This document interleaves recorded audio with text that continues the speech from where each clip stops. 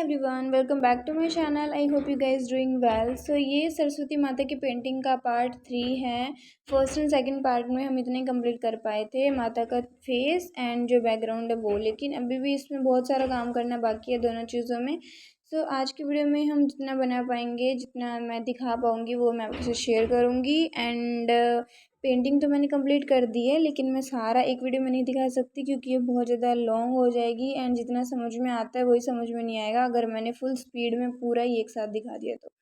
That's why आधा पार्ट मैं कल अपलोड करूँगी। एंड अभी हम माता की हेयर से शुरू कर रहे हैं। सो पहले मैंने जो ब्लैक कलर है उसमें पानी मिक्स करके बहुत पतला सा एक पतली सी लेयर मैं यहाँ पे अप्लाई करूँगी। पहले ही हम सीधा ही जो ब्लैक कलर को, बहुत ज़्यादा डार्क ब्लैक कलर हम सीधा ही नहीं लगाते। और इसमें मैंने बैकग्राउंड में वाइट एंड ग्रे कलर का यूज़ करा है पीछे।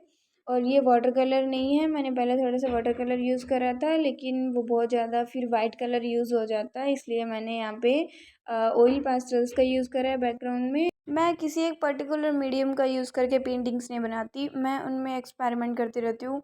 इसमें मैंने पेंसिल कलर का भी यूज़ करा है, ऑयल पेस्टल्स का भी करा है, वाटर कलर का भी करा है। मेरे को जहाँ पे जो कंफर्टेबल लगता है मैं वही यूज़ कर देती हूँ, क्योंकि मीडियम मैटर नहीं करता। आप कौन सा मीडियम यूज़ करते हो, let me know in the comment section.